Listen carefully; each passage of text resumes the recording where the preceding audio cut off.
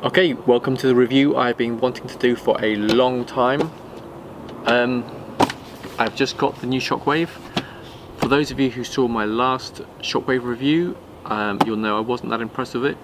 Shockwave have promised to have fixed the problem, have sent me this new unit, and we're going to try it out. Let's take a quick look in the box, if I can get in.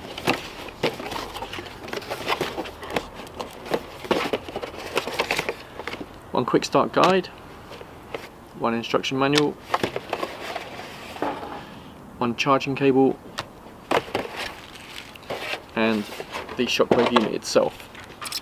I did have a quick look at this earlier, just to see what's different. I can't remember on the last one whether these poppers moved quite so much, but there seems to be a lot of movement in these now, which is going to make it really easy to attach into the helmet, as this is one size fits all. So from the small to the extra large helmet, this is to fit everything. For those of you who are new to Shockwave and haven't seen the last video, I'll just go over a few points really quick. So the speakers are here, velcroed on, and these can be adjusted. You will need to adjust them at some point, because when you put them on for the first time, it's going to feel like they're squishing against your ears quite badly. After a couple of rides, this will stop, they'll settle down, the padding will kind of like just give a little bit and it'll feel quite comfortable. On the rear, you have the charge point and the on-off switch. Push and hold the on-off switch and you'll hear pairing coming through the speakers. Grab your phone, hit the Bluetooth, and this now pairs very quickly. A lot of us had problems with them before, it wasn't pairing first time. Now it's instant, it's really good. So first thing you want to do is remove your old liner. So just from the poppers here, pop it out, pull it out, and then take the Shockwave and pop it into the helmet. Quick tip for this is to put in the front two poppers first. Then with the rear two, which are about here, if you pull the unit slightly away from the helmet, so if you're looking on the top, if you just pull the unit back slightly, you'll see the where's the popper? There we go. You'll see the popper. So if you can get your finger in or a pen or something and just push it so it lines up with the popper inside your helmet, and then from the rear just give it a shove and it will pop right in. I found it much easier to attach this than the last one. It went in the helmet really easily. So one quick note is the bright side bike lights, which we used to have attached into the ear portions, the vents here. We've had to move these now further down, as you can see. I'll do a quick video on how to reattach these so you can use the Shockwave. So the main problem with the last one, the first edition, was the Bluetooth connection. So when you had your phone and you connected it to the helmet, as soon as I put my phone into my pocket to go riding, the connection would be very intermittent. It would go out, the music would stop, it'd come back in. So the first thing I'm going to do is test the connection between the phone and the helmet. Okay, powered on, Bluetooth connected.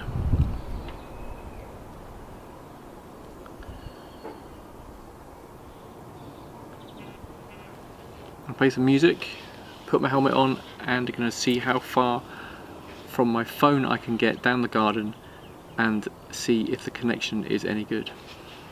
Got the phone here, you can see it.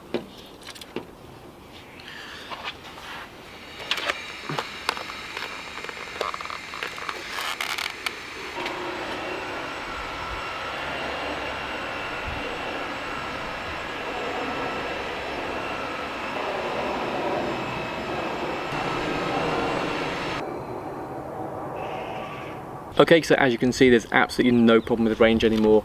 There's going to be no issues, no matter where you put your phone, whether it be in your bag, in your pocket, it's going to work. So this is really good news.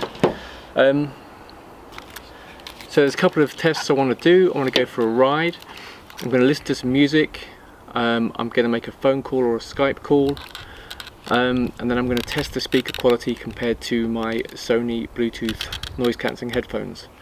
So the Sony headphones and the Shockwave cost about the same, so I'm going to compare them on sound quality. I'm not going to do a full battery life test because that will take far too long.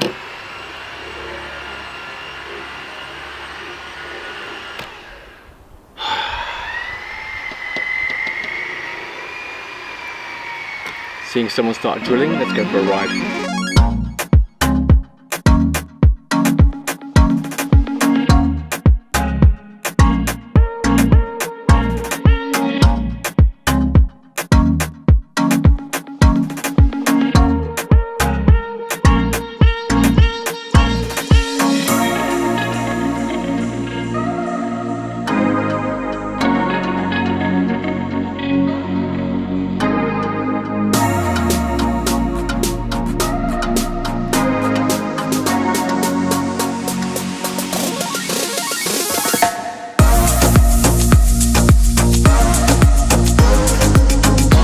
Okay, so I have been testing this unit now for 1 week. It's actually been really good. So the main problem last time was connection. Like I said at the beginning of the video, as soon as you put your phone into your pocket, the Bluetooth connection between the unit and the phone would be so bad it would keep cutting out. The range test, as you can see, works really well. I also took my helmet off and put it by the front door and forgot to turn it off. Then I realised my phone was still connected to the Bluetooth unit through 2 walls at the other side of the house. So you can rest assured the connection now is pretty damn good. So we did a call test. We wanted to get 2 Rurocs with a Shockwave each, so when we're taking new riders out we can have a front and a back and then keep everyone sort of herded in the middle, and the front and rear can communicate really well. The setup worked quite nice. The mic is, I think it's this little bit sticking out here at the bottom, which is pretty tiny. The call quality reception wise is really good. The voice transmission is slightly muffled, but that's not really surprising when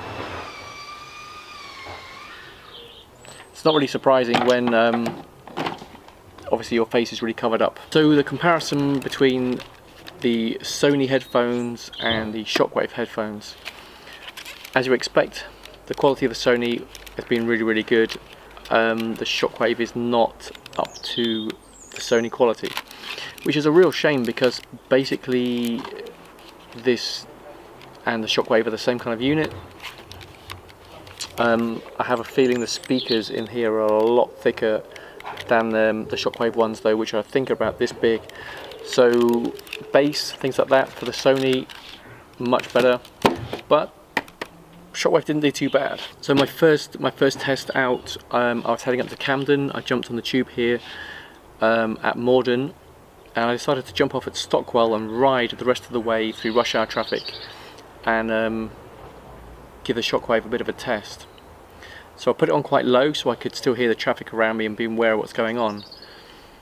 But I put Osric Tentacles on, and it was wonderful. Just floating through the city, all the way from Stockwell, over the river, straight through Central, up Tottenham Court Road, past that, all the way up to Camden.